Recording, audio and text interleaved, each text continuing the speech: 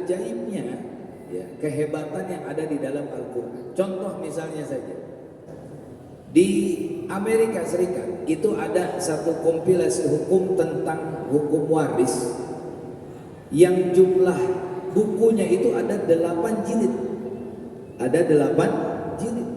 Kira-kira bapak-bapak kalau udah dikasih buku setebal 8 jilid, itu hatam apa enggak Pak bacanya kira-kira? 8 jilid. Boro-boro ngeliatnya juga udah malas sekali. Tapi di dalam Al-Quran, rumusan tentang hukum waris saja itu hanya Allah buat kurang lebih hanya 10 baris. Hanya 10 baris yang ada di dalam surat An-Nisa. Maka itu ditantang itu. Ya, kalau kamu punya buku tentang kompilasi hukum yang tebalnya sampai 8 jilid, kami hanya punya 10 baris saja, nggak sampai berjilid-jilid. Karena Al-Quran tidak menjelaskan secara detail. Itu nanti tujuannya, tugasnya untuk para ulama. Karena Al-Quran akan sesuai dengan perkembangan zaman. Akhirnya profesor itu mengambil itu, dikasih surat An-Nisa tentang hukum waris yang hanya 10 baris, dipelajari, besoknya ketemu lagi, apa yang dia katakan? Ini bukan buatan manusia. Tidak mungkin ada manusia yang hebat ya bisa membuat seperti ini. Akhirnya dia masuk Islam. Nah inilah ya mengenai daripada keajaiban i'jaz, dan masih banyak lagi ya yang ada di dalam Al-Quran. Baik termasuk fenomena-fenomena, walaupun Al-Quran bukan kitab sains ya, bukan termasuk daripada buku tentang pengetahuan, tapi justru semua pengetahuan bersumber dari dalam Al-Quran. Mudah-mudahan ini bisa menjadi semangat kita untuk menghatamkan Al-Quran di bulan suci Ramadan, melainkan lebih untuk mendalami ya, daripada Al-Quran dan untuk mengamalkannya. Pembahasan kita alihkan kepada malam yang kedua, yaitu malam Lailatul Qadar. Ini yang menjadi satu primadona dikatakan di dalam bulan suci Ramadan. Sebab fikir punya fikir, setiap tahun kita akan mendapati Ramadan jika kita berusia dipanjangkan oleh Allah. Setiap tahun kita juga insya Allah akan mendapati satu Syawal, yaitu Idul Fitri. Setiap tahunnya berapa kali kita mengalami Lebaran. Namun setiap tahunnya belum tentu kita mendapatkan jaminan daripada mendapatkan malam Lailatul Qadar, malam yang begitu agung. Ada 3 penafsiran ulama tentang makna daripada malam Qadar atau Lailatul Qadar. Yang pertama, ulama mengartikan bahwa Lailatul Qadar ini adalah malam pentakdiran dan malam penentuan. Malam pentakdiran dan malam penentuan. Karena di situ dibacanya qadar, bukan qadru. Berarti kalau qadar ini kan termasuk iman kita yang keenam. Wabil qadari, wabil qada'i wal qadari khairihi wa syarrihi. Jadi malam itu adalah malam ditentukannya nasib takdir, mulai dari usia, rezeki, sa'id am syaqi, kebaikan atau keburukan yang dia alami. Dan ini tidak mustahil bagi Allah Subhanahu wa taala, karena dalam surat Ar-Ra'd disebutkan yamhullahu ma yasha'u wa yusbit wa indahu ummul kitab. Maka kalau kita bertepatan pada malam tersebut, insya Allah biiznillah kita akan bisa merubah nasib kita sampai ke depannya. Maka itu yang banyak diburu di malam Ramadan ini adalah malam Lailatul Qadar. Karena mengikut pada pendapat makna daripada qadar di situ adalah pentakdiran dan penentuan. Sampai-sampai ada ulama mengatakan bisa jadi orang yang sudah ditentukan ajalnya tahun tersebut meninggal dunia, lalu dia bertepatan di malam Lailatul Qadar dan dia minta panjang umur oleh Allah, maka dipanjangkan umurnya oleh Allah, tapi namanya sudah masuk dalam daftar orang-orang yang sudah meninggal dunia. Nah ini kan repot begini. Jangan-jangan kita ini udah meninggal semua nih, udah ada dalam daftar orang yang sudah meninggal dunia, tapi kita masih di dunia, masih etikaf, masih ke pasar, masih yang lain-lainnya, tapi namanya sudah ada dalam daftar orang yang sudah meninggal dunia. Ini saking ajaib kehebatannya daripada malam Lailatul Ini yang pertama.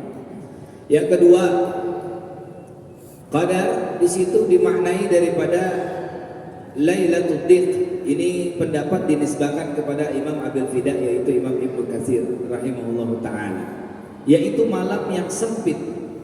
Dikatakan malam yang sempit ini karena disitulah turunnya para malaikat. Ya, sebagaimana firman Allah, tanazzalul malaikatu warruhu fiha biizni rabbihim min kulli amr. Ar-ruh, penghulunya malaikat, yaitu malaikat Jibril alaihissalam. Malaikat Jibril punya banyak nama. Ada Ar-Ruh, ada Ruhul Amin. Dalam hadis itu ya kepada Waraq bin Nufal, ya Waraq bin Nufal, Namus itu nama lain daripada malaikat Jibril, penghulunya malaikat yang paling sering berjumpa dengan Nabi kita Muhammad sallallahu alaihi wasallam. Yang kita udah nggak perlu cari tahu seperti apa dan bagaimana bentuknya malaikat. Yang jelas itu adalah wajib kita imani sebagai rukun iman yang kedua. Khuliqa min nur, yang Allah menciptakan mereka malaikat itu dari cahaya.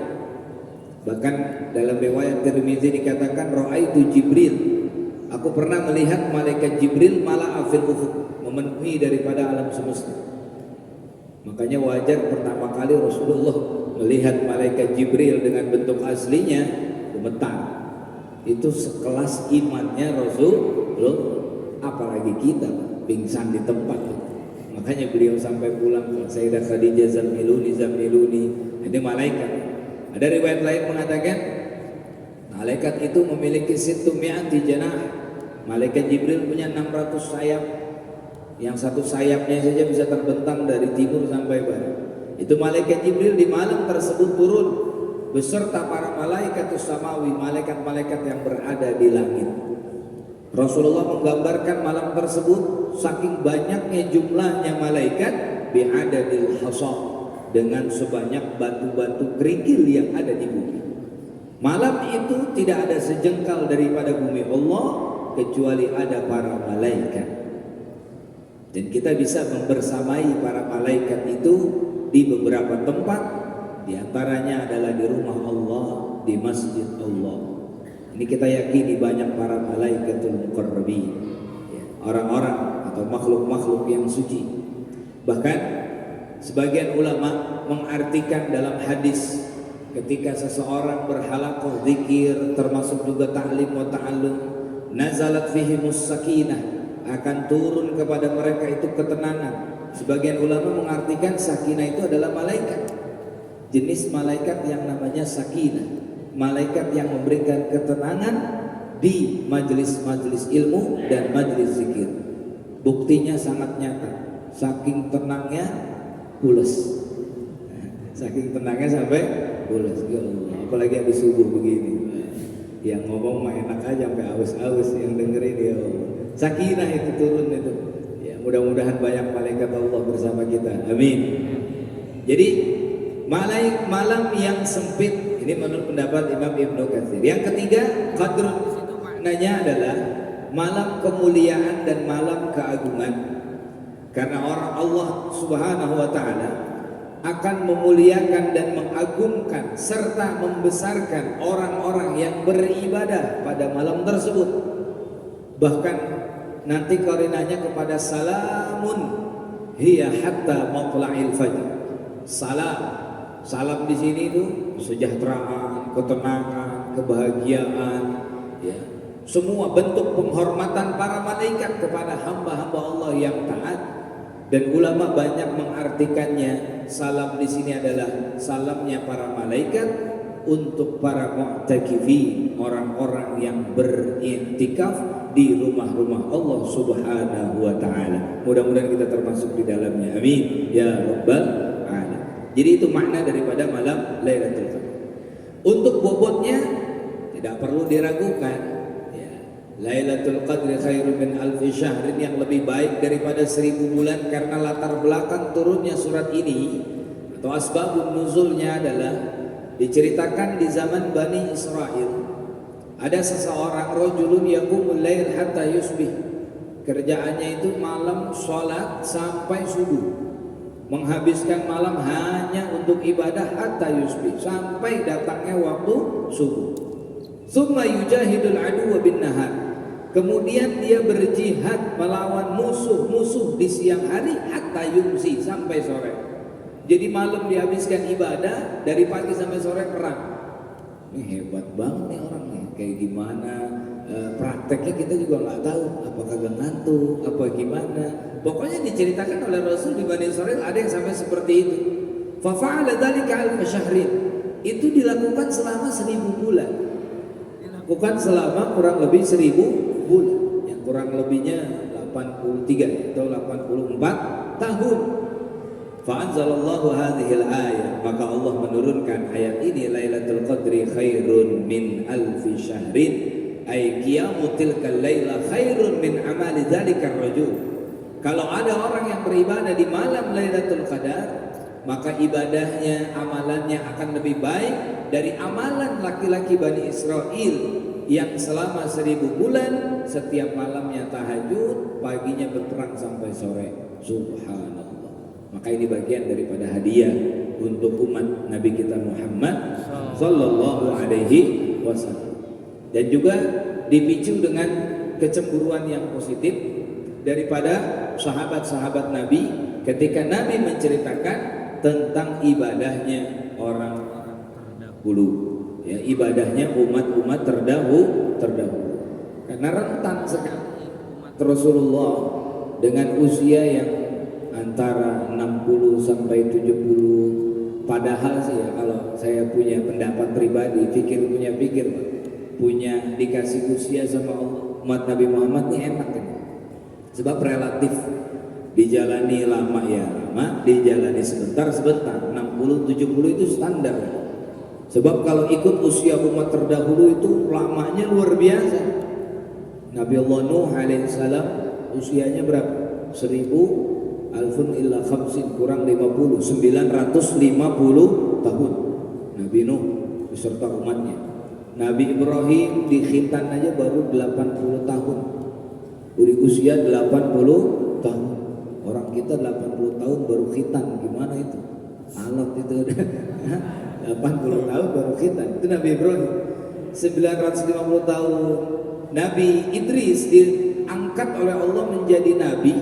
Nabi Adam masih hidup, belum meninggal, usia 780 tahun dalam sejarah. 780 tahun.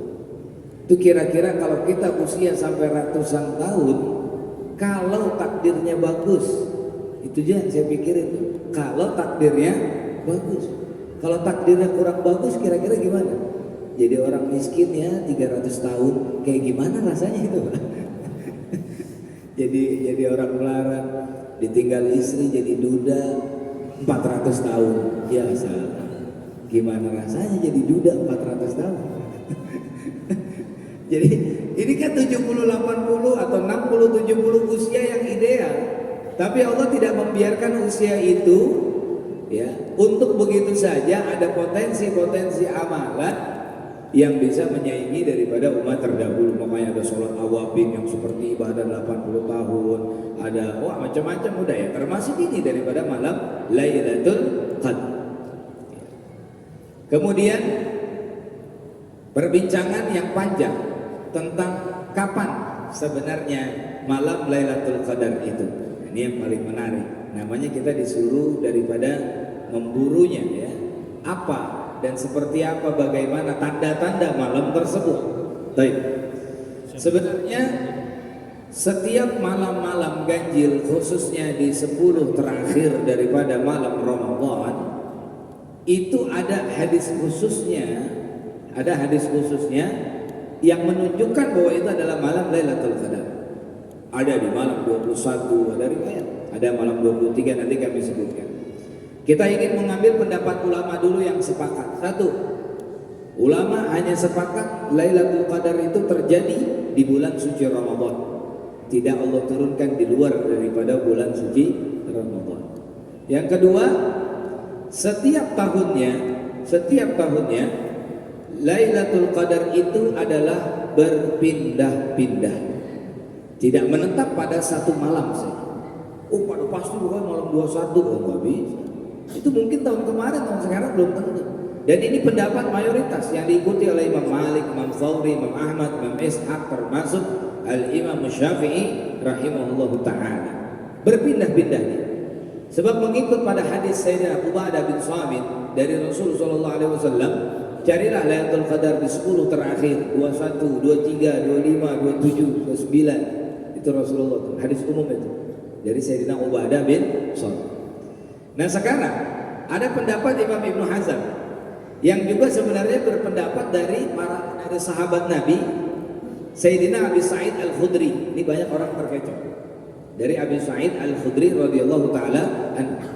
Rasulullah katakan dalam hadis, iltamisuha fil ashril awakhir, carilah di 10 terakhir.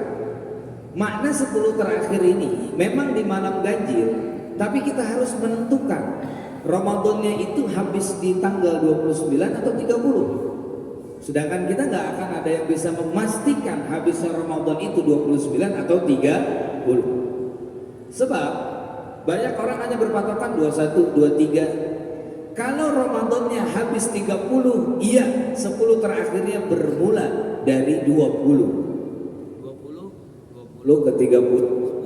Berarti dari malam 21. Iya kalau Ramadannya 30. Tapi kalau Ramadannya 29, maka bermula dari tanggal 19 Ramadan malam ke-20. Malam 20, malam 22, malam 24, malam 26, itu semuanya malam ganjil atau malam genap?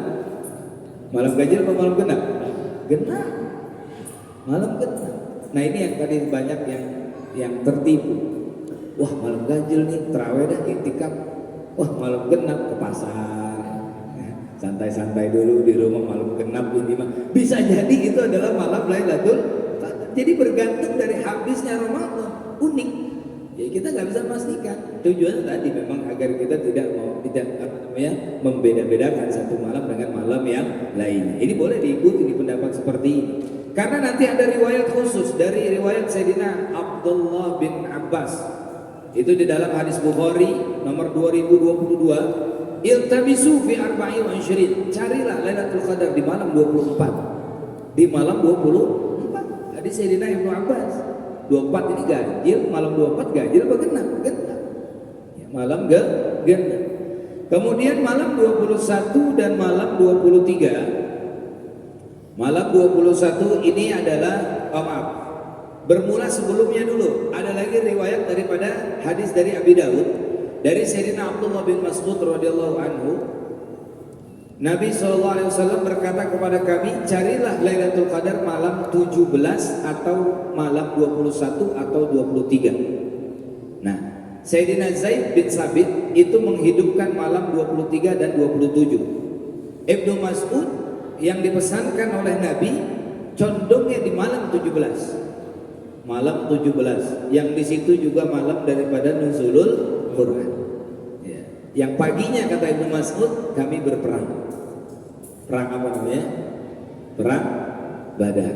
Ya, 17. Malam 17 itu ada pendapat yang kuat. Semalam Al-Mukarram Kiai Idrus Ramli juga mengatakan ya, Lailatul Qadarnya itu adalah malam 17. Banyak ulama berpendapat yang kuatnya pada malam 17. Kemudian Haub Al-Abdi, aku bertanya, seorang tabi'i bertanya kepada Sayyidina Zaid bin Arqam, kapan Lailatul Qadar itu? Zaid bin Arqam radhiyallahu anhu seorang sahabat, aku tidak ragu lagi. Ini pendapat beliau pribadi. Aku tidak ragu lagi bahwa malam 17 itu adalah Lailatul Qadar, di mana malam itu diturunkannya Al-Qur'an. Diturunkannya Al-Qur'an. Dan beliau melanjutkan, carilah pada 11 hari tersisa, yaitu yang paginya perang Badar. Ini kata Sayyidina Zaid bin Arqam. Baik. Jadi malam 17 kita kumpulkan aja dulu riwayat ya.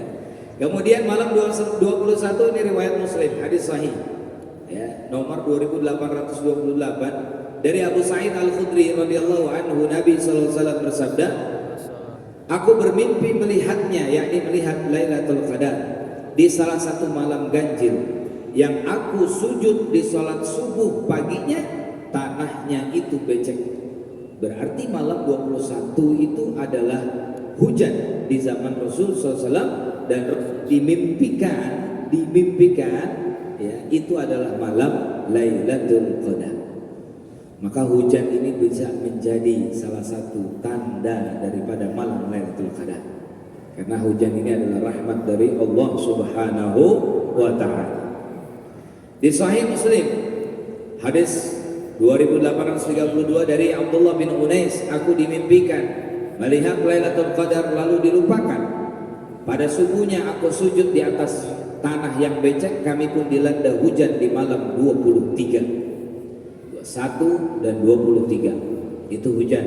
Dua riwayat dalam hadis riwayat Muslim. Ya, malam 21 dan malam 23.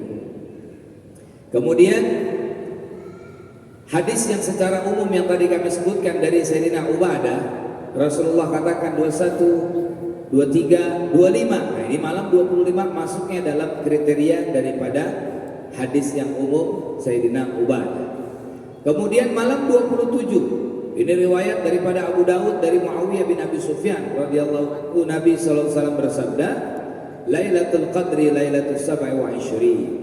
Malam Lailatul Qadar itu adalah malam 27. Riwayat dari Sayyidina Muawiyah bin Abi Sufyan, malam 27. Ini juga banyak ulama yang cenderung pada malam 27. Bahkan Imam Nawawi rahimahullah ta'ala punya pendapat pribadi mungkin ya, pengalaman ya, di malam 27 di saat masih kecil melihat ada cahaya yang datang masuk ke dalam rumahnya dan memenuhi seluruh ruangan. Lalu beliau membangunkan ayahandanya ya, dan beliau ibadah pada malam tersebut. Kemudian beliau yakini bahwa itu adalah malam Lailatul Qadar. Itu malam 27 Ramadan. Ini Imam Nawawi, kalau kita ada cahaya yang jatuh itu senter doang yang jatuh kali.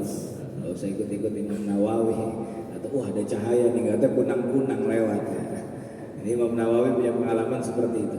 Ya, malam 27. Malam 29 ya, atau malam terakhir jika Ramadan yang berakhir 30.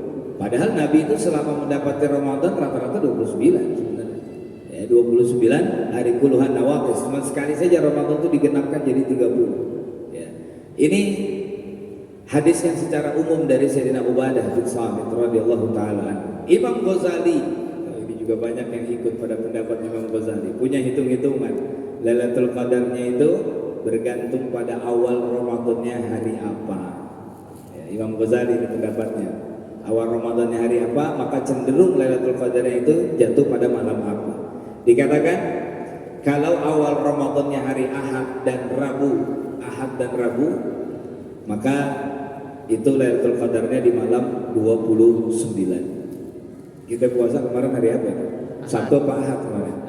Ahad ya, alhamdulillah. Yang Sabtu juga nggak apa-apa. Ya. Yang penting jangan puasa belakangan Lebaran duluan. Ini yang sekrek begini. Jadi malam 29 kalau ikut Imam Ghazali, kita ikut ulama aja kan, sebab ulama firasatnya lebih. Ya, ittaqu firasyatul mu'min fa innahu yanzuru binuril. Kalau Ramadannya hari Senin itu jatuh malam 21. Ya, Selasa dan Jumat puasanya awalnya, maka Lailatul Qadarnya malam 27. Kamis awal puasanya, maka Lailatul Qadarnya malam 25. Puasanya Sabtu. Ini kawan-kawan kita ada sebagian yang Sabtu sudah puasa, itu Lailatul Qadarnya malam ke-30. Ya kalau sampai 30 juga. Kalau 29 ru'ya udah kelihatan, besok udah lebaran. Ya, baik. Kemudian bagaimana yang mengatakan bahwa tanda-tanda malam Lailatul Qadar itu tidak hujan, tidak dingin, tidak panas? Ya, itu ada riwayatnya juga. Ya, inna ammarataha, bahwasanya tanda-tanda malam Lailatul Qadar itu safiyah, malam itu terlihat cerah, bersih. Ya.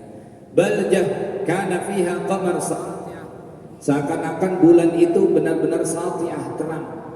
Padahal udah di tanggal-tanggal 20-an itu bulan tidak terlalu terang. Bulan itu terang ya tanggal 13, 14, 15 tiap Hijriah. Tapi itu bulan terlihat terang. Sakinah, tenang. Ya, sakinah tenang.